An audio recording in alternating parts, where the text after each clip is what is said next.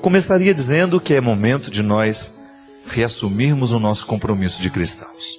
É a gente saber que nós estamos numa caminhada, que essa caminhada vai ter momentos difíceis, nós vamos ter alegrias, nós vamos ter dificuldades, mas nós não podemos desanimar dela. Não há outro jeito. Nós não temos mais como retornar, esquecer que já fomos tocados pela vida de Jesus, esquecermos o que aprendemos com Ele. É momento de evoluir. E é sempre bom a gente encher o nosso coração de novas esperanças, né? Outro dia uma criança perguntou para mim: padre, como é que eu sei que o ano velho acabou e o novo começou? Mas aquela criança me perguntava sobre um sentido mais profundo dessa história de mudar o ano, de acabar o velho e começar o novo. Lamentavelmente, eu naquele momento, que me veio à cabeça foi uma coisa boba, que a gente sabe, né, que o ano está acabando e está começando outro, porque geralmente a gente fica ligado lá na televisão para ver se os fogos de Copacabana já começaram. Mas o que muda de um ano para o outro? Nada. Continuamos a mesma vida, não é?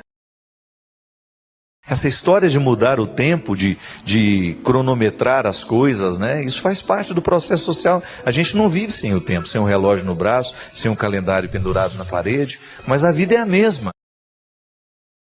Mas é claro que dentro de nós alguma coisa pode mudar. O poeta já dizia que foi muito feliz aquele que teve essa ideia de dividir o ano, a vida, né? Em dias, meses e anos. Porque assim nós temos essa sensação de que alguma coisa está terminando e que uma outra está começando. Mas é dentro de nós que o ano novo pode ser gestado. Quando você percebe que existe uma oportunidade de assumir uma nova postura, de rever a vida antiga, de estabelecer projetos, né? Metas. Nós precisamos aprender a lidar com metas. Muitas vezes as coisas não acontecem na nossa vida é porque faltam projetos. Todo bom empreendedor, todo bom empresário é aquele que trabalha com metas, com projetos. Nós precisamos estabelecer tempo para que as coisas aconteçam. Então eu quero aprender inglês este ano. Vou estabelecer um tempo para isso. Quero emagrecer. Vou estabelecer uma dieta para isso. Vou estabelecer uma disciplina para eu viver. É isso que faz o ano ser novo. Quando você, aproveitando esta oportunidade de mudar do dia 31 para o dia 1º, você aproveita essa oportunidade para inaugurar um novo tempo dentro de você. Ter Deus dentro de nós nos ajuda a viver um pouco melhor o processo da vida. É natural que nós vamos encontrar dificuldades. Todo mundo enfrenta. Mas o que faz a diferença entre um ser humano e outro é a maneira como enfrenta aquela dificuldade. Tem Deus no coração. Esta é a maior riqueza que nós podemos ter, que nos ajuda a sermos pessoas melhores. Sermos mais equilibrados, sermos mais humanos, mais amigos, mais pacientes.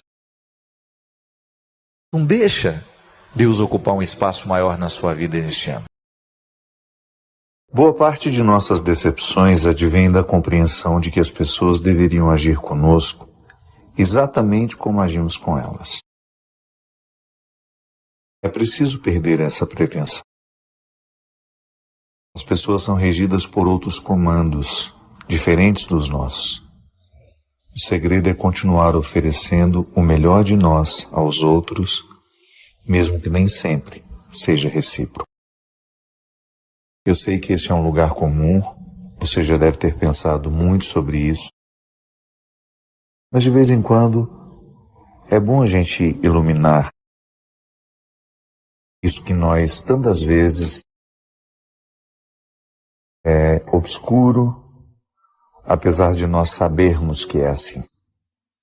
Porque nem sempre basta saber. Às vezes a gente precisa saber sempre, renovar isso dentro de nós. Por que nós continuamos nos frustrando em relação às pessoas? Porque elas não corresponderam ao que nós esperávamos delas. Porque no fundo, apesar de nós sabermos que os outros não têm obrigação de ser como nós queremos que sejam, nós alimentamos essa ilusão. nós carregamos esta pretensão. As pessoas são como são. De vez em quando vão acertar muito com a gente, de vez em quando vão errar, da mesma forma como nós também acertamos e erramos com os outros. O que nós podemos fazer é minimizar dentro de nós essas expectativas. Está conhecendo alguém? Faça de tudo para não romantizar essa pessoa. Faça de tudo, faça o esforço para não depositar sobre ela expectativas que dizem muito mais respeito a você do que a ela. Tenha a simplicidade, a honestidade de olhar para você, de olhar para os outros, com o filtro da realidade. As pessoas são boas, as pessoas são más, as pessoas acertam, as pessoas erram, da mesma forma como você e eu também somos bons, somos maus, acertamos e erramos. É preciso ter simplicidade na maneira como nós olhamos. Retirar ao máximo as expectativas que nós temos para que os nossos encontros sejam frutuosos, sejam mais reais. Porque os outros definitivamente não têm obrigação de ser como nós gostaríamos. Eu tenho muito problema com rejeição. Eu tenho uma imensa necessidade de agradar as pessoas, inclusive aquelas pessoas que me desprezam. Qual é a razão disso? É engraçado porque às vezes quando a gente identifica isso em nós mesmos, né? Você sente que você está querendo agradar demais, isso na verdade uma insegurança que às vezes afasta o outro ainda mais, né? Parece que quando você quer ser simpático demais, quando você quer ser muito presente na vida do outro, às vezes o exagero do ser, né? A melhor forma de controlar isso é primeiro você perceber que existe uma medida para você ser na vida do outro. Então você primeiro buscar a satisfação de ser quem você é. Agradar o outro é uma consequência, né? E você ser na vida do outro dentro de uma medida que não seja nem de menos nem de mais, né? Não sei se você conhece aquele texto do Mário Quintana, Quindim na Portaria. Dizem que ele gostava muito de quindim. E ele tinha uma senhora que era apaixonada pela obra dele. Só que ela nunca quis conhecê-lo. Ela era vizinha dele, mas ela preservava muito a intimidade do Mário Quintana. Ela o via de longe, sabia que ele era o grande poeta, que ela lia, que ela... Então o que ela fazia? Ela descobriu esse gosto dele e ela começou a deixar quindins na portaria. E no primeiro que ela deixou, ela escreveu: deixo quindins, mas para não pesar com a minha presença. Olha. Não quero pesar com a minha presença. E eu acho interessante isso, né? Quando a pessoa descobre que existe uma satisfação pessoal de eu gosto do outro, mas ao mesmo tempo eu não quero pesá-lo com a minha presença, não quero ser exagerado na vida do outro. E às vezes, na insegurança, eu não tenho ainda segurança de quem eu sou, eu vou no encontro, né? Eu vou para o encontro carregando demais nas cores, e tudo isso acaba sendo um motivo que afasta ao invés de aproximar, né? É o dom da leveza, né? Você percebe como a pessoa é carinhosa porque ela é leve, ela não cobra coisas, ela te compreende do jeito que você é, né? É tão legal isso que tem gente, né, padre, que tem essa coisa assim de jogar em você felicidade, no sentido assim, se você não fizer o que ela imagina que você deveria fazer, parece que a culpa do problema dela é seu, e não é. Quer dizer, cada um, a culpa não é minha, né? Você quer atribuir um fracasso, um sucesso a uma outra pessoa, justamente, né? E não é justo isso, né? Não é justo. E, sobretudo, quando você percebe que você projetou demais, né? O que você esperava do outro. Isso também é extremamente desastroso, né? Eu gosto muito de uma coisa que é muito aristotélico isso, mas que é o conceito da inutilidade da amizade, né? A amizade é linda porque é inútil. Não no sentido feio da palavra inútil, mas assim, são pessoas que são plenas, né, com todas as imperfeições, e elas optam por fazer parte uma da vida da outra, né? Um ajuda o outro porque, não por uma utilidade. Quando eu sou amigo de alguém por utilidade, eu não sou amigo de alguém. Eu sou seu amigo porque você pode me ajudar com isso, assim, assim. Sou seu amigo porque você tem uma faculdade e eu quero arrumar um emprego. Eu sou seu amigo porque você é dono de uma empresa e pode não sei o quê. Eu sou seu amigo porque você tem um barco e eu gosto de andar de barco. Né? Então, eu não sou seu amigo. Eu sou seu amigo porque eu sou seu amigo. As coisas que você né? me proporciona, né? Muitas vezes, né? A pessoa fica interessada no que o outro proporciona. Às vezes porque você tem um certo reconhecimento, as pessoas querem estar do seu lado, né? E aí é triste, Padre, porque nos momentos, às vezes, que você mais fica sozinho, isolado. Hoje eu vi uma coisa que eu vou dizer aqui. Eu tenho profunda admiração pelo Padre Júlio Lancelotti, o senhor também tem, né? E Padre Júlio, assim, eu aprendi a admirar cada vez mais por vê-lo cuidar de moradores de rua. E assim, e aí eu vejo que os moradores de rua o conhecem pelo nome, tomam a bênção dele, então é sinal que ele fica lá, que ele fica com eles, que ele cuida. Não é marketing, Aí né? o Padre Júlio falou assim, olha, Chalita, eu aprendi a amar o Padre Fábio, porque assim, nos momentos mais difíceis da minha vida, quando as pessoas me julgaram de uma forma precipitada, quando as pessoas não me compreenderam, né?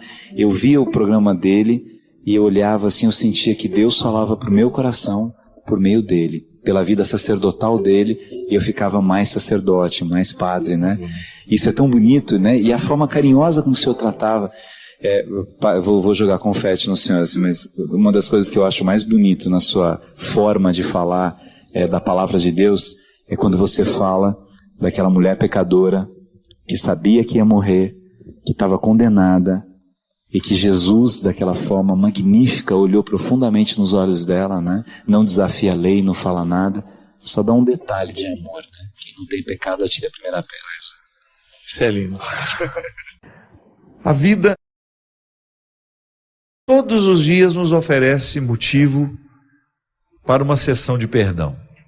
Aliás, eu fico impressionado de ver o tanto que a terapia trabalha a dimensão do perdão. O processo terapêutico, quando ele é feito com seriedade, o bom terapeuta, ele sempre conduz a pessoa a um contexto de perdão. E as nossas dificuldades, por exemplo, de relacionamento com os pais, estão muito ligadas a situações em que nós não soubemos perdoar, a mágoas que nós carregamos conosco, a situações que foram desastrosas porque os nossos pais não tinham experiência, nos traumatizaram, nos trataram de um jeito que a gente não merecia, que a gente considerava que foi duro, que foi isso, que foi aquilo. Agora, a gente precisa viver o perdão diariamente numa dimensão terapêutica, porque eu preciso perdoar o tempo todo. As pessoas que não agiram como eu achava que deveriam agir, porque a gente sempre tem uma expectativa em relação ao outro, né? Isso é terrível. A expectativa que a gente tem sempre gera a decepção. E como a gente não sabe viver sem esperar do outro, a gente tem de ir se adaptando. A gente tem que ir criando dentro de nós uma capacidade de administrar essas decepções. Se a gente esperasse menos, a gente sofreria menos também, mas isso é um estágio espiritual que talvez a gente vai assumir só lá no final da nossa vida. Quando você vai esperar menos do outro, então você vai se decepcionar menos. Eu preciso me perdoar diariamente por aquilo que eu não consegui fazer, por aquilo que eu não consegui ser, por ter esperado demais de mim ou por não ter esperado nada. Quando eu me acomodei, quando eu não fui suficientemente responsável para me convocar diariamente para ser um homem de bem, que às vezes a gente vai se perdendo no caminho assim, quando a gente deixa de se convocar, quando a gente deixa de se chamar. E às vezes a gente acha que é o outro que nos chama, é o outro que nos convoca. Cuidado. Primeira convocação somos nós que nos fazemos. A vocação, essa palavra, vocare, né? Eu escuto a voz de Deus me chamando como padre. Eu acredito nessa mística. Deus me chamou, Deus me recrutou para ser padre. Tá bom, essa mística é a primeira de todas. Mas aí eu começo a viver o chamado diário que eu preciso me fazer a partir do chamado que eu recebi.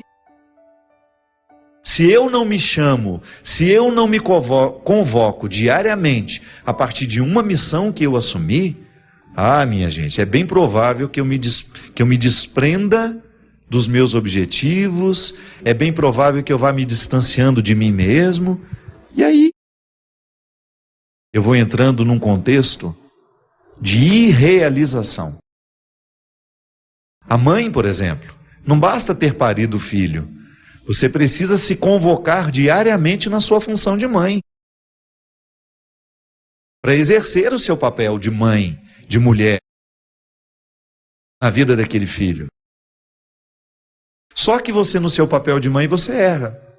E se você não se perdoa, o perdão nosso de cada dia é igual ao pão. Se você não se perdoa diariamente, ritualmente, antes de dormir, eu volto a dizer, aquela necessidade que a gente tem de fazer, de você recrutar dentro de você tudo aquilo que foi vivido, onde você que deixou de se convocar, onde que você abriu mão de fazer a coisa certa, e se você não se perdoa, no outro dia você pode acordar e viver acostumando-se com aquilo que você deixou de perdoar e que acabou se sedimentando como um defeito. Uma coisa é um erro, mas se você vai repetindo o erro todos os dias, você vai sedimentando esses erros na sua alma e isso vira defeito. Pode observar.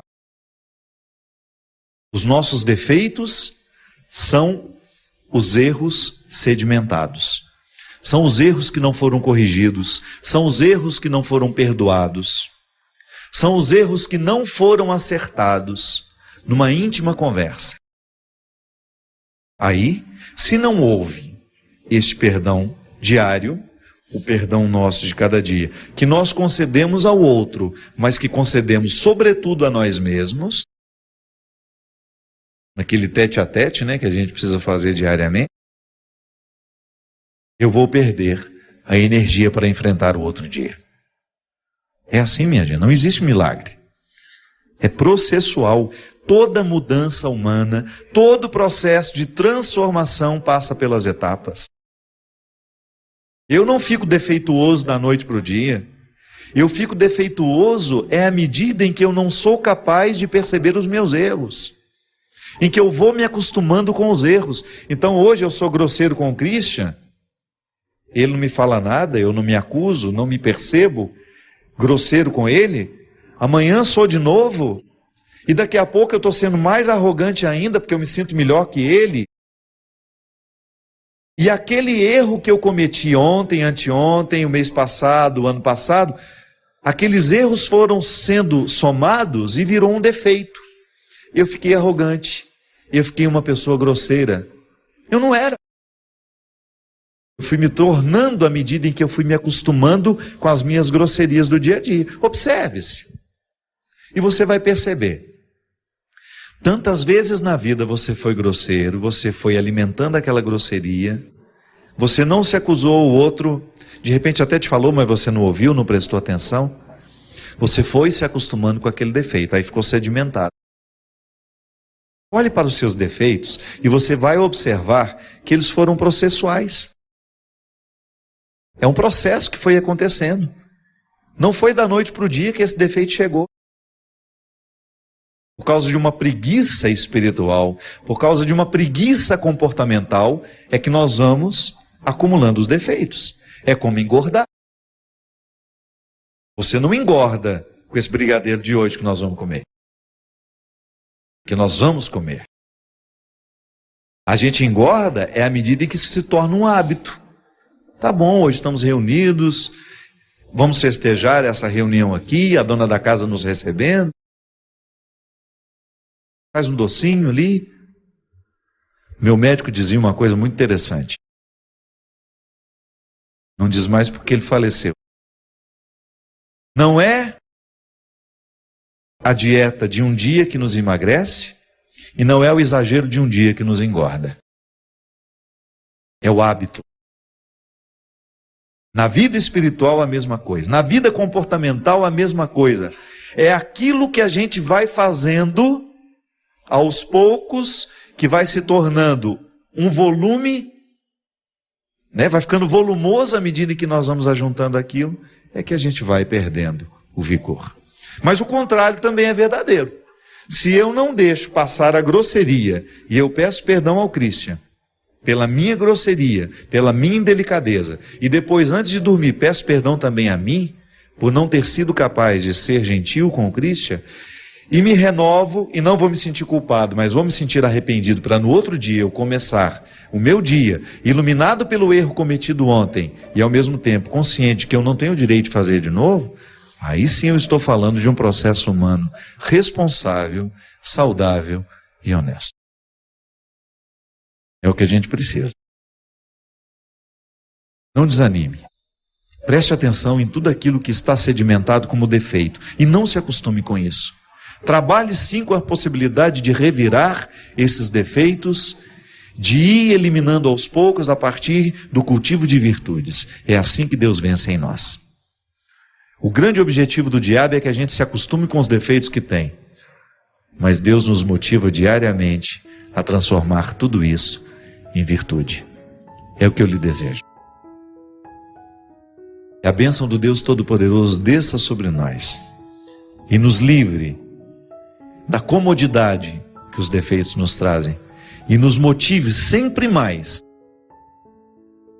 a andar no duro caminho das virtudes. Ele que é Pai, Filho e Espírito Santo. Amém. Até a semana que vem, se Deus quiser.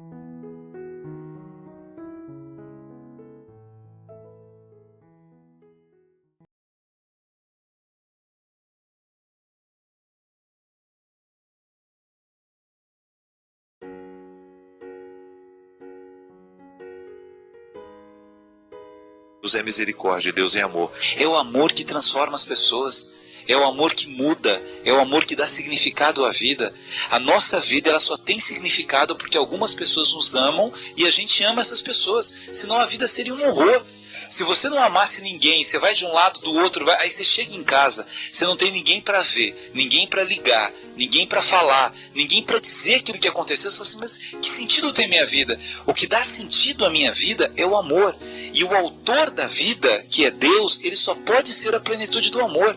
Senão, o que daria sentido à vida é a vingança. Aí Deus seria o Deus da vingança. Se a gente achar que o que dá sentido à vida é o ódio, Deus é a essência do ódio. Agora, se a gente acredita que a essência da nossa vida, o significado da nossa vida está no amor, e se a gente acredita que Deus é o autor da vida, a gente só pode compreender Deus e a gente só pode falar de Deus por meio do amor. Não tem outro discurso, né? Não tem outra palavra que possa nos aproximar mais disso. A verdade, a palavra de João é muito bonita, né? Deus é amor. E quando ele nos diz isso, ele resolve todos os problemas que muitas vezes nós temos no processo da compreensão de Deus. Então fere o princípio do... E olha, às vezes a gente fala de amor, a gente precisa evocar o significado mais profundo do que a palavra nos sugere, que é o amor ágape, o amor que nos compromete, o amor que nos coloca à mesa juntos, né? Todo mundo tem fome quando está à mesa.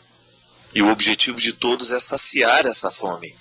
E o amor perpassa o momento que nós saciamos essa fome, porque eu não quero saciar apenas a minha fome. Eu quero que o outro também sacie a sua fome. E Gabriel, e quando nós somos muitas vezes educados nesta imagem de um Deus opressor, de um Deus punitivo, nós nunca vamos conhecer a dimensão libertadora da religião. Nós falamos aqui em outro programa, a religião que nos obriga. Mas a gente nunca descobre toda obrigação. A vida é cheia de obrigações. Nós não queremos cair nessa ilusão de que nós vamos viver uma vida sem obrigações. Isso é bobagem. A escola impõe obrigações, o trabalho impõe obrigações e a religião também. Agora, se a gente não descobre a dimensão redentora que a obrigação pode me trazer, a gente vai viver oprimido. E o filósofo já dizia, né, que o ateísmo nasce no mundo justamente no momento que nós descobrimos que o Deus que nos foi anunciado é pior que nós. Para que acreditar nele? Né? Para quê? Eu gosto muito do André Torres Queiruga, né, que é o teólogo que eu estudei na minha dissertação de mestrado. Outro dia até um amigo que eu nunca vi, nunca encontrei, Jorge Formenton, ele, não sei se é assim que pronuncia o nome dele, é assim que escreve. Ele mandou um e-mail para mim falando, ô padre, ele é muito interessado, muito curioso, eu queria tanto ler um pouco de teologia, o que o senhor me sugere? Aí eu sugeri algumas obras do Queiruga que eu sei que fariam bem. É um menino muito capacitado, muito estudioso. E aí um tempo depois ele me passou um e-mail dizendo assim: padre, eu preciso lhe agradecer, porque o senhor não tem ideia do quanto que a teologia do Queiruga me fez bem. Me fez bem porque me ajudou a reconstruir a imagem de Deus dentro de mim, porque essa é o grande papel do bom teólogo, né? Aquela teologia que reconstrói. De repente a gente foi vítima de uma teologia caricata, né? Onde ensinou um Deus a partir dos moldes da opressão, do pessimismo. E aí ele estava, parece que, respirando mais leve, né? Porque descobriu que Deus é amor. A teologia de Queiruga não fala outra coisa. Mas ele não ensina uma teologia descomprometida com a realidade. Esse amor que a gente reconhece em Deus, nós temos que responder imediatamente ao amor que a gente tem aos outros, ao respeito que a gente precisa ter à ecologia. O Queiruga escreve, faz teologia pensando no todo da vida. No amor ao próximo, no amor ao cosmos, no amor à ética, no amor à verdade, no amor à beleza. A vida é o lugar desta revelação. E aí, Gabriel, a gente descobre o quanto que uma pessoa que muitas vezes viveu de maneira opressora a sua experiência religiosa, no momento em que ela descobre um caminho de libertação, o quanto aquilo faz bem a ela. Se a religião não fizer bem, tem alguma coisa errada. Verdade. Não é? Você tem que ir para uma igreja e sair melhor. Você tem que ir para um sacramento, você tem que sair melhor, senão tem alguma coisa errada. Né? Você foi até lá, você foi à casa do pai. Não é uma delícia a gente voltar para a casa da mãe, a casa do pai? Quando você chega na casa da mãe e do pai, a coisa está toda complicada, tem alguma coisa errada. E o nosso pai e a nossa mãe terrenos são imperfeitos, Deus é perfeito. Então se você chega na casa do pai e se você sai pior de lá, você sai com raiva, você sai querendo julgar as pessoas, tem alguma coisa errada acontecendo. Não pode ser assim, né? Religião vem de religar, ligar, fazer a nossa ligação com Deus. E essa ligação é tão bonita, né, padre? Porque é claro que a gente vai errar, a gente vai reclamar da vida, a gente vai ser imperfeito, a gente vai ter teimosia. Os nossos defeitos não vão embora na hora que a gente gostaria que eles fossem, né? Nós somos humanos demais, diz padre Fábio de Mello, para entender esse monte de coisa, né? Mas assim... Humanos demais, santos de menos. Humanos demais, santos de menos. Mas é tão interessante assim que a gente vai percebendo que mesmo nessas imperfeições, a religião vai fazendo alguma coisa que vai me transformando numa pessoa melhor. É tão bonito a gente ouvir testemunhos de pessoas que falam assim: olha, depois que eu comecei a acompanhar a Canção Nova, eu parei de brigar com meu marido, eu parei de brigar com a minha mulher, eu parei de beber, eu parei de não sei o que, a minha família ficou diferente, eu paro de implicar muito com as pessoas, eu começo a ouvir aquelas pregações e aquilo toca no meu coração, eu deixo lá aquela música que bem faz aquela música dentro de mim, né? E às vezes é interessante que a música, isso é uma coisa bonita da palavra de Deus, né? Eu estudo a palavra de Deus e eu me encanto e me transformo com ela, que são duas coisas, né? A música tem isso. Às vezes você ouve uma canção e você presta muita atenção na letra, e até prestando atenção na letra, compreende um pouco a letra, e aquela letra te faz muito bem. Às vezes não, você não presta atenção na letra e a música te faz bem mesmo assim. Do mesmo jeito. Aquela musicalidade toca na alma, se sente mais leve, né? E a religião tem que fazer isso. É esse caminho que eu tenho, né, de percepção de que essa ponte que me leva à felicidade está ali, né? Eu tenho que dar os passos para cruzar essa ponte. Né? Obrigado pela sua companhia. E quando você muda o olhar sobre você, você muda o olhar sobre o outro. E você para de querer que o outro viva igual você deseja. Porque quem está satisfeito com a própria vida não tem necessidade de ficar dando palpite na vida do outro. Quem está satisfeito com a própria vida vai ter tolerância com o outro que escolheu viver de uma forma diferente. Chega desses cristãos chatos que ficam o tempo todo desprezando quem não vive do jeito que ele acha melhor. Nem Jesus fez isso. Pelo contrário, Jesus acolhia as pessoas. Então, qualquer mudança que tiver que acontecer, que aconteça depois que você voltar a se amar. Se amar como Deus ama. Pode parecer estranho, mas se você olhar o RH de Jesus, foi o pior da história da humanidade. Ele só escolheu gente que não prestava. Por isso que eu estou aqui. Eu não entrei pela porta da frente. Eu nunca fui o seminarista acreditado. Eu nunca fui aquele que alguém, esse menino vai ser padre. Não é nada. Está aí só para estudar. Eu não entrei pela porta da frente. E eu faço questão que você que também não se sente convidado a entrar pela frente, grude em mim. E que a gente possa insistir até o fim. Que esse Deus não desiste de nós. Para mim, para você, que na verdade as nossas necessidades são as mesmas. E algumas delas só com o tempo a gente vai descobrir. Há coisas que não adianta você tentar entender no momento em que você não está preparado para entender isso. A maior riqueza que nós podemos ter na vida é a gente amar e ser amado. Mas às vezes a gente leva um tempo para descobrir isso. A gente se ilude, a gente acha que a maior riqueza que nós podemos ter está naquilo que o dinheiro compra. E muitas vezes passamos um bom tempo da nossa vida acreditando nisso e inclusive investindo nisso. E não é nenhum problema que você trabalhe honestamente, que você construa seus sonhos, que você faça de tudo para ter o recurso financeiro para viver bem, viver feliz. Mas nunca se esqueça que vai chegar um momento da sua vida que você vai entender que a verdadeira riqueza não é o dinheiro que pode lhe trazer.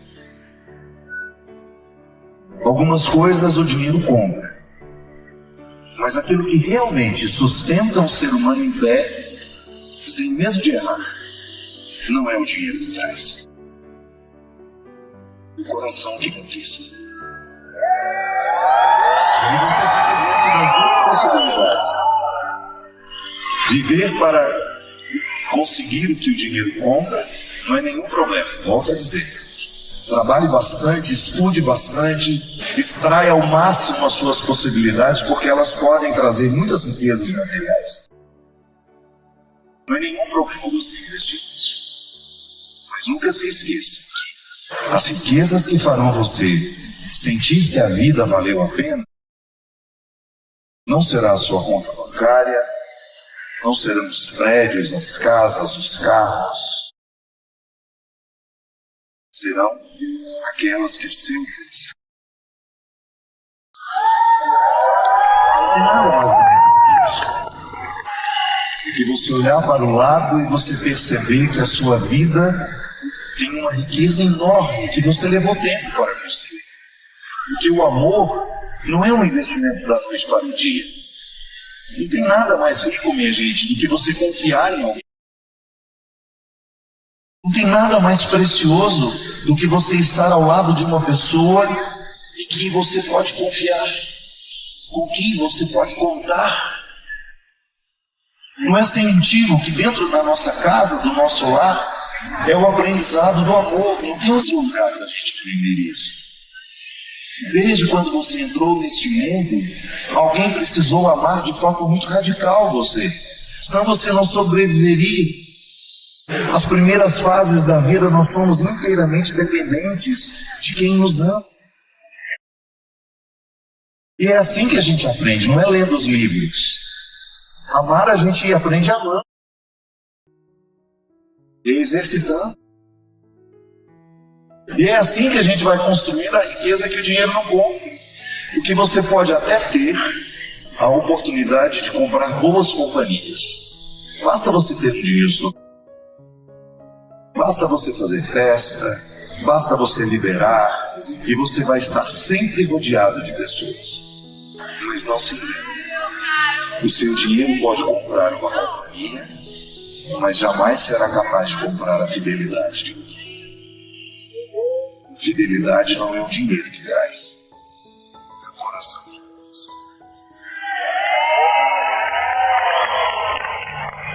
Eu desejo do fundo do meu coração que você trabalhe muito, que você tenha muitas possibilidades de realizar os seus sonhos, aqueles que o dinheiro pode comprar.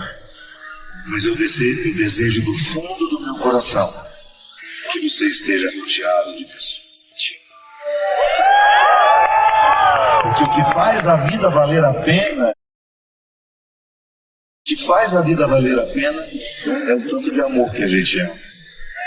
são as pessoas que a gente constrói ao nosso lado, são os vínculos que você sabe que vão durar a vida inteira. Por mais que a gente saiba que o outro vai morrer, que o outro vai embora, que o outro vai partir, mas enquanto ele estiver por aqui, o nosso vínculo com ele nos une de forma muito significativa. Isso é viver. Quando você, ao final de tudo, depois que ter que olhar para a vida que você escolheu viver, que você seja absolvido pela certeza de que você construiu o que realmente importa. Amar.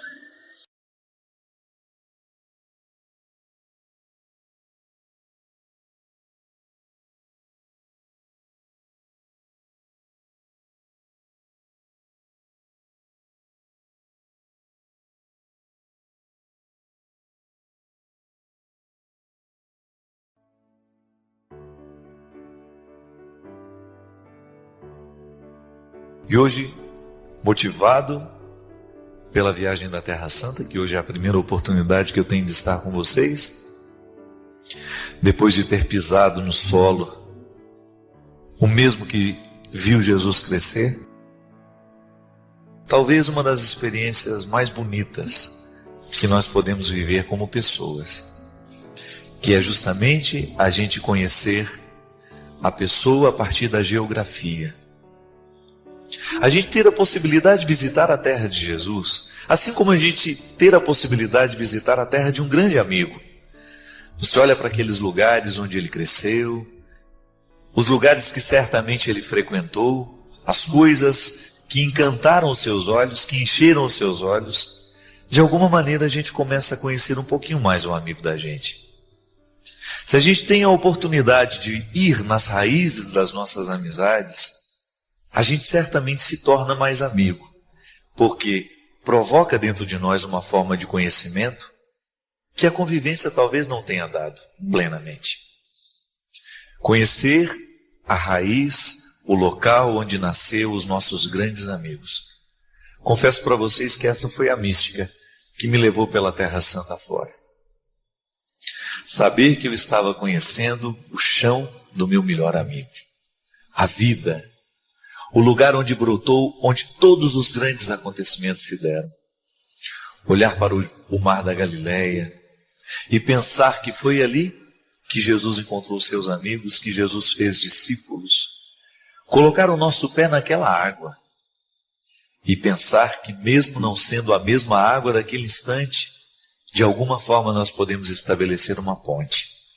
De alguma forma nós também podemos nos sentir como naquele tempo. Olhar ali o Santo Sepulcro, pensar que a raiz da nossa fé está ali. Eu fiquei pensando, minha gente, o que traz sacralidade a um lugar? O que faz uma terra ser santa? E foi até assim que nós nos despedimos da Terra Santa na última celebração que nós realizamos lá. Uma terra é mais santa à medida em que ela está carregada de significados. O conceito de sagrado é esse. É você retirar do lugar comum e você colocar num lugar reservado. O sagrado é aquilo que você selecionou no meio de tudo que é ordinário, de tudo que é comum, e você traz para uma atmosfera diferente. É você retirar do lugar de todos os dias e você coloca no lugar especial. Quando nós dizemos que a terra é santa, que ela é sagrada, é porque de alguma forma os acontecimentos que ali se deram foram retirados do ordinário e se tornaram especiais para muita gente. Então, de maneira que nós precisamos retirar a sandália dos pés, da mesma forma como Moisés escutou. Retirar a sandália dos pés para adentrar um território que é santo. Um território que é santo porque é local sagrado para muita gente. É lugar de significado para muita gente, inclusive para mim. Pisar a Terra Santa foi reconhecer os locais dos meus significados. Ali, ver o lugar onde Jesus viveu é de alguma forma me transportar. Pensar que hoje tudo que eu acredito, tudo que me move como padre, como homem, foi ali que aconteceu. Foi lá que aconteceu tudo aquilo que move a nossa fé. E o maravilhoso, minha gente, é a gente voltar da Terra Santa com o desejo de santificar o que é nosso. Pensar que também eu sou convidado a fazer da minha terra uma terra santa. Descobrir no solo da minha casa, no chão da minha casa, a mesma sacralidade que há na Terra Santa, porque somente a fé, o significado, é capaz de fazer estabelecer essa ponte entre o meu coração e a Terra Santa que eu pisei. Aí eu recolho a sacralidade para mim também. E eu começo a pronunciar o meu nome, recordando-me de que também eu sou um território santo. Por uma razão muito simples. O mesmo Deus que andou naquela terra também anda por aqui. O mesmo Jesus que pisou naquele solo também pisa por aqui. E mesmo que você nunca tenha pisado na Terra Santa, você também pode dizer: eu também sou um solo santo. Porque se o solo fica santo porque o sagrado pisou nele, pronto, você também é território santo, porque Deus passa por você o tempo todo. Você também é Jericó. Você também é Galileia, você também é Jerusalém. Por onde Deus passa o tempo todo e acontece. O solo do seu coração, o solo da sua vida, é lugar privilegiado da manifestação de Deus. Nós também somos terra santa. Nós somos a extensão daquele lugar santo. Em nós também Deus acontece. Assim como Deus elegeu um pequeno lugar do mundo, um lugar cheio de contradição, um lugar cheio de guerras, Deus escolheu aquele lugar, o umbigo do mundo, para se manifestar plenamente em seu Filho Jesus. Porque o mistério da encarnação precisava de pátria, precisava de cidade, precisava de local. Belém, uma cidadezinha lá no interior, uma cidadezinha pobre, foi lá que Deus escolheu. Quem sabe hoje você também se reconheça assim. A pobreza do seu coração lhe faz ser semelhante a Belém, uma cidadezinha escondida no meio de tantas outras. Quantas vezes a gente sente isso, não é verdade? Quantas vezes a gente olha para a gente e se sente uma cidade escondida no meio de tantas outras cidades. Mas aí, neste lugar que os meus olhos não alcançam, que talvez nem chegue ao conhecimento de muita gente, é aí, nessa cidade que é o seu coração, que Deus continua acontecendo. Porque o mistério da encarnação, ele tem o seu desdobramento histórico em cada um de nós. Deus continua encarnado pela força do seu Filho em nós. É o mistério da ressurreição, é o mistério da encarnação, é o mistério da continuidade de Deus no tempo. Deus continua acontecendo em mim e em você. Então, de maneira que nós podemos ser Belém, a cidade da simplicidade, de maneira que nós podemos ser Jerusalém, a cidade dos grandes templos, podemos ser Jericó, a cidade dos grandes milagres, podemos ser o mar da Galileia, o local dos grandes encontros. Enfim, cada dia nós somos um pouquinho dessa terra santa. Ora somos o lugar do milagre, ora somos o lugar do silêncio, ora somos o lugar da morte, ora somos o lugar da ressurreição. Não importa qual seja o lugar, com qual lugar você se identifica hoje. O importante é você tomar consciência de que daqueles muitos lugares que compõem a Terra Santa, você hoje é uma delas. Eu quero falar com você, sozinho, sozinha, como se você estivesse comigo. Só nós dois aqui. E eu pudesse escutar de você quantas vezes você duvidou de você. Quantas vezes você se interpretou muito pior do que você é. Quantas vezes você trocou o que Deus sabe sobre você por aquilo que os outros acham. Quantas vezes você desconsiderou a sua luta, a sua batalha, porque você achou o resultado do outro melhor que o seu. Quantas vezes você foi injusto com você, porque você considerou o que você não tinha. Esqueceu aquilo tudo que estava à sua disposição. Quantas vezes você desistiu? Quantas vezes você não ficou até o fim? Quantas vezes você cruzou a linha de chegada em último lugar e ninguém estava lá para lhe esperar? Quantas vezes você não foi festejado? Quantas vezes você não provocou alegria porque acabou de chegar? Com você que hoje, no dia de Todos os Santos, quero conversar com isso. Porque a mim ocorre diariamente essa certeza. O meu trabalho, a minha vida, com pessoas melhores do que eu, as minhas fragilidades ficariam disfarçadas. Com o tempo eu descobri que não. Eu não tenho que procurar disfarçar as minhas fragilidades. Eu só tenho que cuidar delas. E eu quero estar com quem queira a mesma coisa.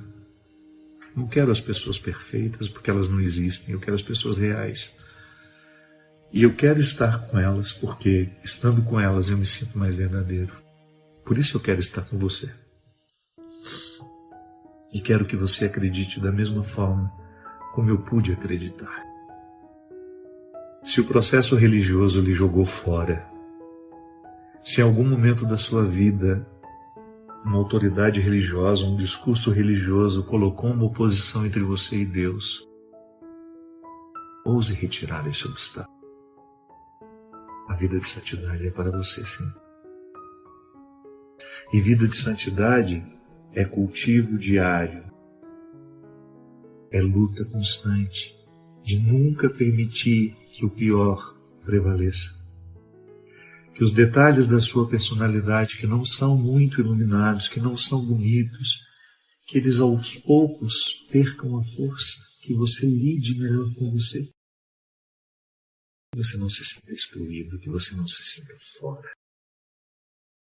Que a sua coragem seja infinitamente superior àqueles que lhe desanimam. Bem-aventurados os puros de coração, porque só eles verão a Deus. Eu sou líder religioso e posso dizer que a pureza de coração não é um privilégio de religiosos. Pelo contrário. Às vezes é o lugar onde a gente menos encontra pureza de coração dos meios religiosos. Portanto, não tenha medo.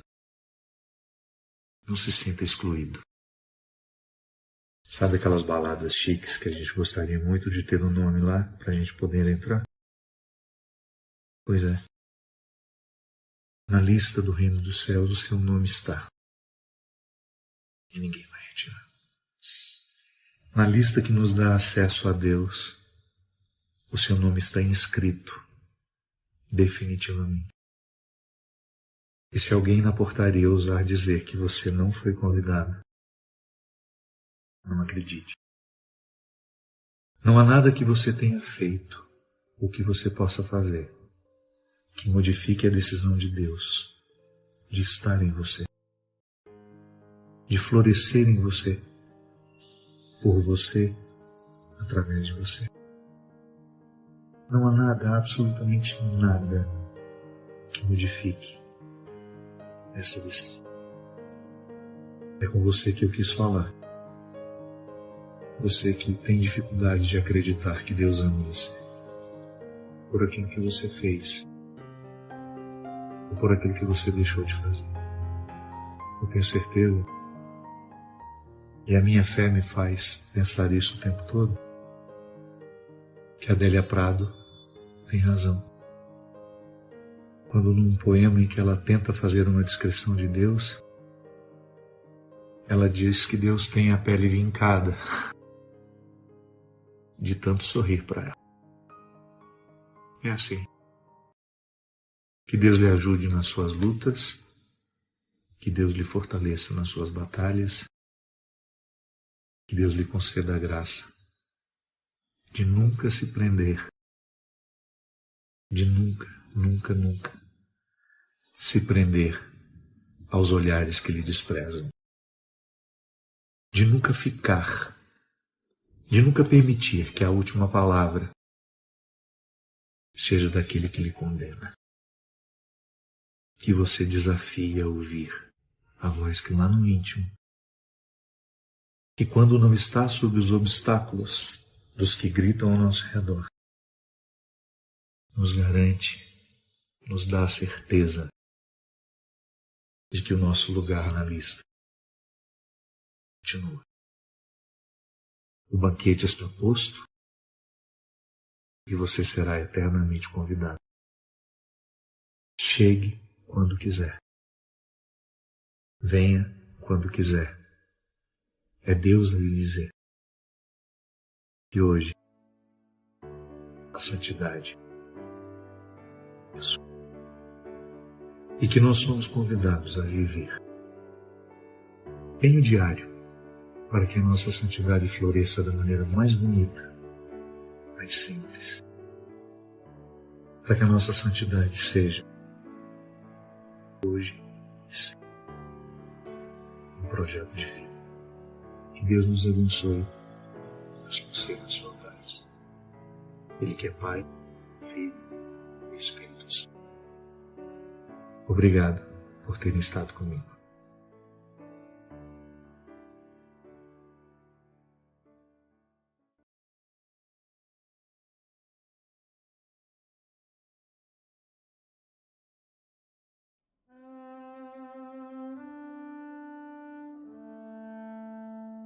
Uma frasezinha simples que Jesus é um tapa na cara da gente.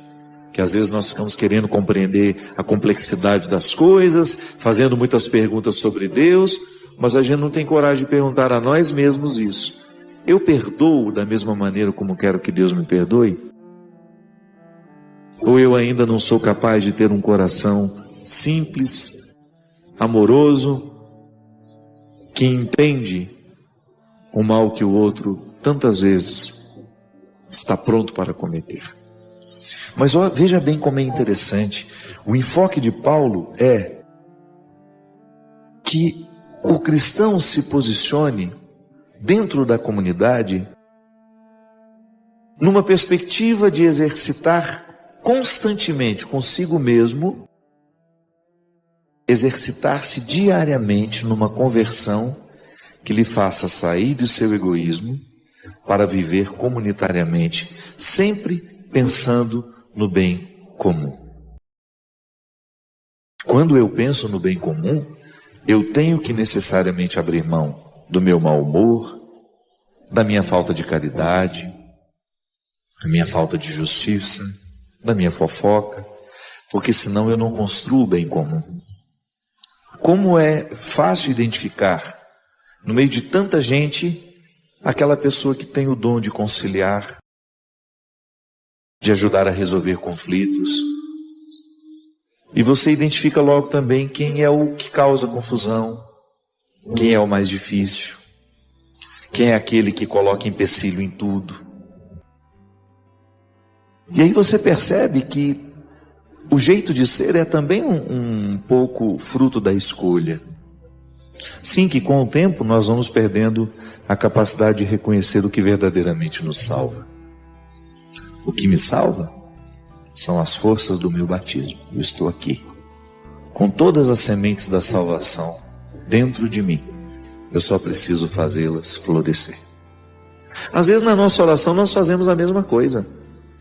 Nós ficamos pedindo o irrisório, quando Deus na verdade precisa nos dar muito mais que isso. Ah, padre, mas por que ele não dá então? Sabe por quê? Porque quando eu estou preso no meu querer, eu não consigo mover a minha vontade para que o agir de Deus aconteça em mim.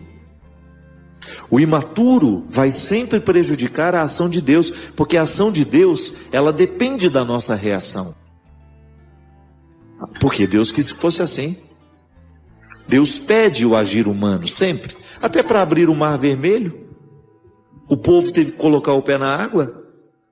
Quando Moisés estava apavorado, sem saber como iria fazer para atravessar aquele mar, ele corre lá, o que Deus diz para ele? Ah, peraí, Moisés, eu vou resolver seu problema. Não. Ele dá uma ordem.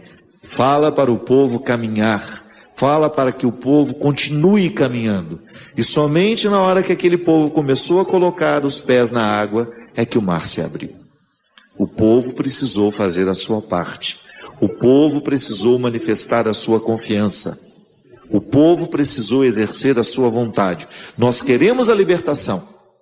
Então, ao colocar o pé na água, o agir de Deus se tornou uma realidade. E é por isso que a conversão será sempre para nós um exercício de deixar de lado as situações que nos privam de nós mesmos.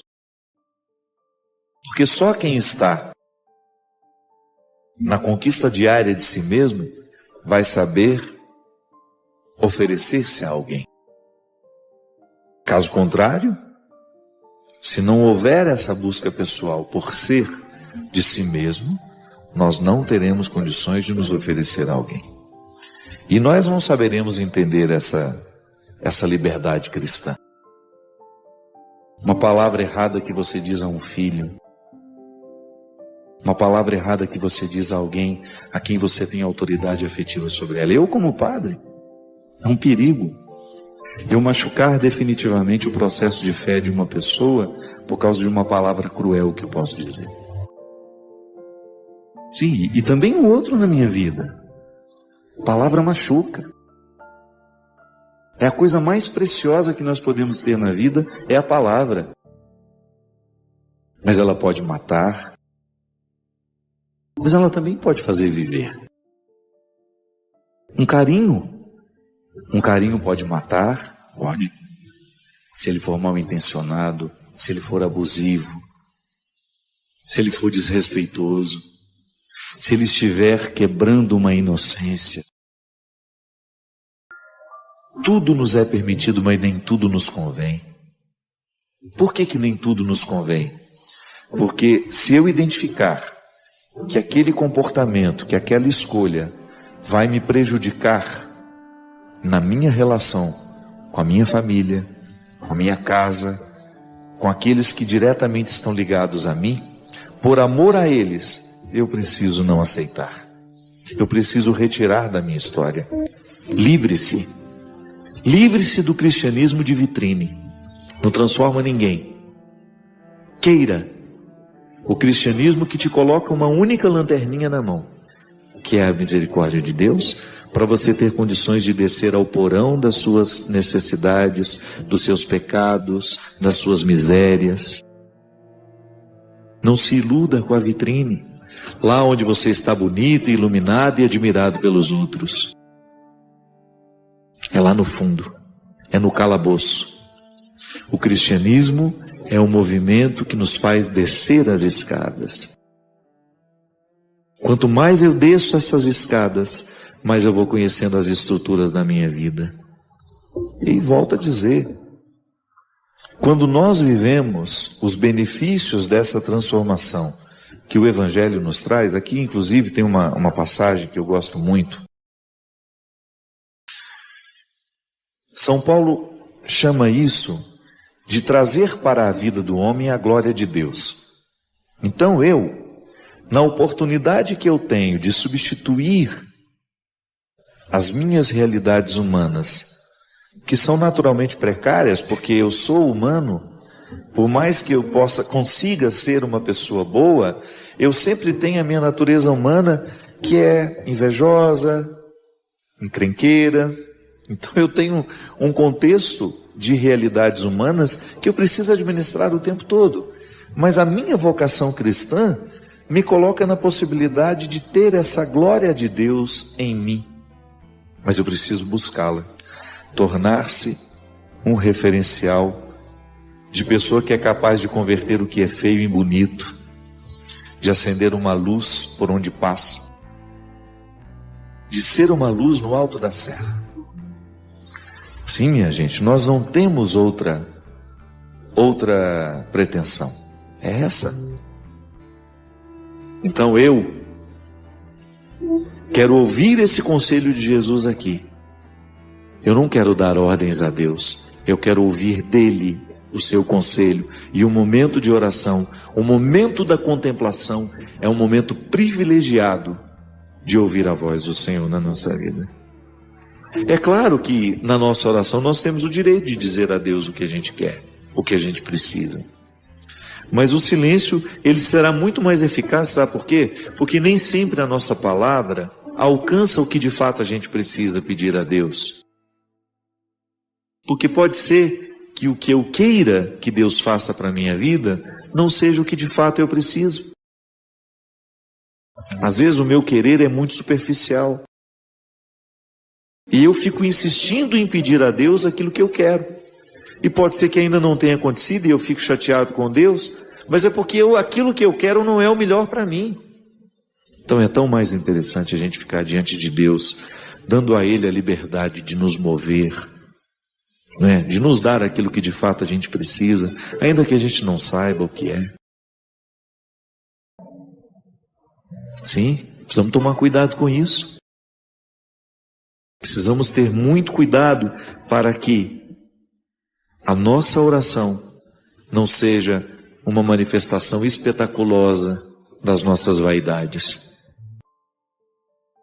A nossa oração, ela precisa ser um movimento da nossa alma que nos leva na direção de Deus e depois nos devolve na direção dos nossos irmãos. É o que eu desejo a você. Muita coragem para que, munido dessa lanterna da misericórdia, você tenha coragem de descer no mais profundo do seu ser e iluminar, deitar luz sobre tudo aquilo que é obscuro na sua vida. Às vezes eu encontro algumas pessoas que estão sempre amarguradas, sempre deprimidas, sempre desconfiadas por causa dos relacionamentos que estão tendo. Espera aí. Se aquele relacionamento que você diz que é amor não está gerando em você uma postura saudável, cuidado. Pode ser que não seja amor. Porque o amor de verdade, minha gente, ele nos dispõe a viver um crescimento constante. Quem ama cresce o tempo todo. Quando a gente ama alguém, você quer o melhor do outro. E se você não identifica nesse querer bem, por exemplo, a liberdade do outro, você querer que o outro seja cada vez mais bem-sucedido, cuidado. Muita gente, no momento em que diz que ama, fica podando o outro de tudo e não permite que o outro cresça. É igual amor de mãe, né? A mãe, num primeiro momento, ela tem aquela tentação de segurar o filho para ela. Mas ela só deixa o filho partir e viver a vida dele no momento em que ela é movida pela força do amor. Ela sabe que ela vai sofrer a ausência do filho, mas o amor que ela sente pelo filho é capaz de lhe ajudar a tomar a decisão pelo sofrimento. Se a mãe não quer sofrer e segura o filho e o impede de crescer na vida, ela está demonstrando que sente um amor absolutamente egoístico pelo filho. É egoísta esse amor. O amor propõe a liberdade o tempo todo. Essa história de querer trancar o outro para que o outro seja meu, isso é conversa. Ninguém consegue viver trancado. Pode observar, toda vez que tentam trancar a gente em alguma gaiola de relacionamento, a gente vai ficando amargurado, a gente vai ficando angustiado. O grande problema é que às vezes as pessoas, elas se acostumaram a serem trancadas, se acostumaram com a gaiola e depois elas não acreditam que possa viver fora dali. Aqui no caso da Juscelia, o namorado saiu antes, porque ela também devia criar cativeiros para ele. Olha, não dá. Como é que nós vamos viver um namoro que só nos faz mal? É preciso ter coragem de romper na hora certa, para que a gente sofra tudo o que tem que sofrer, para depois ficar curado. Às vezes a gente encontra alguns relacionamentos, minha gente, que eles não terminam por causa do medo do sofrimento. Mas aí preferem sofrer a vida inteira, né? Porque quando não toma a decisão na hora certa, quando não faz o rompimento na hora certa, isso vira um inferno para a vida inteira. Já dizia o poeta, né? A paixão do momento não vale o inferno de uma vida toda. A paixão do momento não vale o inferno de uma vida toda. Por que paixão do momento? Não existe amor de momento. Existe a paixão de momento. Uma comparação simples. A paixão é igual a um fogo provocado pelo álcool. Joga um pouquinho de álcool no chão, põe fogo. Quanto tempo vai durar esse fogo? Muito pouco, não é? Muito pouco tempo. O fogo provocado pelo álcool é rápido, porque o álcool não tem consistência para durar. Ele evapora rápido. Agora põe o fogo em lenha. Ele vai demorar, não vai?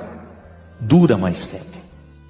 Ele tem uma função prolongada, porque a lenha alimenta. Eu costumo fazer essa distinção. Paixão é fogo de álcool, que queima rápido. Amor é fogo a lenha. Demora, vai tempo, e pode ser alimentado, mais bonito. Vai tentar jogar álcool no fogo que já está queimando. No fogo de álcool, vai tentar jogar álcool para você ver? Você morre queimado. O fogo pula em você. A paixão é altamente destrutiva por causa disso. Diferente da lenha, que você pode se aproximar, jogar, você alimenta o fogo da lenha com facilidade. O fogo do álcool, ele termina rápido, e se você tenta alimentá-lo com outro álcool, ele pula em você. Quantas pessoas, minha gente, são destruídas pelas paixões? Quantas pessoas, e o Sartre já dizia, né? A vida corre o risco de ser uma paixão inútil. Ele tinha uma visão muito pessimista do mundo, né? Muito pessimista dessa perspectiva da paixão. E é verdade. Quantas pessoas destroem a sua vida por causa das paixões? Paixão é uma coisa que te incendeia. Por que te incendeia? Justamente porque você não sabe o que está acontecendo. O amor tranquiliza, porque o amor você vai tomando posse aos poucos dele. A paixão é de uma vez. O apaixonado fica até meio bobo, né? Ele perde a noção das coisas. Às vezes uma pessoa apaixonada, ela troca uma família inteira por uma pessoa desconhecida. A pessoa acabou de chegar, ela é capaz de achar que todo mundo na casa dela, ninguém presta, só porque o apaixonadinho chegou agora. É capaz de desprezar uma família inteira por causa de uma paixão nova. E às vezes paixão, quanto tempo dura? Alguns meses, alguns duram uma semana, alguns duram um ano. E o pior, minha gente, é quando o casal se casa apaixonado. Aí é uma tristeza. Casa a partir do fogo do álcool. Sabe, nossa, é o homem da minha vida, é a mulher da minha vida. Aí, esse homem, essa mulher de uma vida, durou um tempo. Aí olha para a cara dela, ixi, meu Deus do céu, acabou o fogo, não tem mais jeito de alimentar. O que eu faço com isso agora? Não posso jogar fora, né? Como é que joga uma pessoa fora? O problema é que joga. Os alimentos temporários, né? As paixões temporárias. Juscelia, ainda bem, minha filha, que você saiu a tempo do cativeiro. E o mais bonito, abriu a porta para que ele fosse embora também. Minha gente, casar apaixonado, isto é, sob o impulso da paixão, é um risco muito grande. Manter relacionamentos a partir da paixão é um risco muito grande. Relacionamentos só sobrevivem a partir do momento que eles são alimentados pelo amor. O que é o amor? Esse comprometimento. Você sabe o que o outro tem de bom, o que o outro tem de ruim. Você fez essa matemática, você acha que ainda vai ter muita coisa boa para vir pela frente, e você aposta. A paixão é a visão mágica. É igual, veja bem, é interessante porque essa é uma característica dos nossos dias, né? Nós somos muito apaixonados. As nossas decisões são muito apaixonadas. Quantas pessoas começam a cursar uma faculdade porque estão apaixonados por aquele curso? Estou apaixonado por esse curso. Mas calma. Aí começa a fazer, vê que não era nada daquilo que estava pensando, aí abandona. Há pessoas que você encontra já cursaram 3, 4 faculdades e não terminaram nenhuma, porque justamente não conseguem passar da paixão para o amor. O interessante é a gente fazer esse processo. Da minha paixão, eu passo para o estado do amor. É igual pela minha profissão, pela minha causa. Um dia eu quis entrar no seminário. Eu estava apaixonado pelo seminário, sobretudo por causa de uma piscina que tinha lá no canto lá. Olhei aquela piscina e falei, é aqui mesmo que eu quero viver. A paixão, quanto tempo durou aquilo? 2, 3 meses? Depois acaba. Aí, minha gente, é a hora da gente descobrir consistência na escolha que a gente fez. Senão a gente não fica do lado do outro, a gente não leva até o fim a opção que a gente fez. São 7 anos que eu tenho que buscar o meu amor pela minha escolha o tempo todo. É a minha vida. Eu não exerço uma profissão. É a minha escolha. Eu escolhi ser padre. Você escolheu ser mãe. Você escolheu ser marido, ser mulher.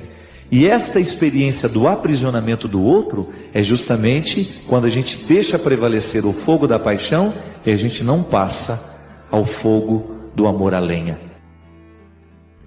Quando nós passamos o tempo todo pela experiência do temporário e a gente sobrevive disso, acabou e não resta muita coisa. Basta a gente ver os nossos jovens, né, como eles ficam, como é rápido esse processo, como a fila anda rápido. Meu Deus do céu, existem meninas com 13, 14 anos que às vezes no mês elas ficam com 8, 10 rapazes e se apaixonam toda vez, mas aí a paixão vai embora logo. Só que aí o que a gente precisa ter consciência é de que essas pessoas elas vão criando marcas muito negativas dentro delas. E a vida afetiva vai virando um caos, justamente por causa desta instabilidade, que repercute em muitos outros aspectos da nossa vida. Às vezes nós não sabemos manter as nossas decisões até o fim, é porque afetivamente a gente não sabe lidar com as pessoas, a gente não sabe alimentar as demoras da vida. A gente vive sempre a partir daquilo que é temporário.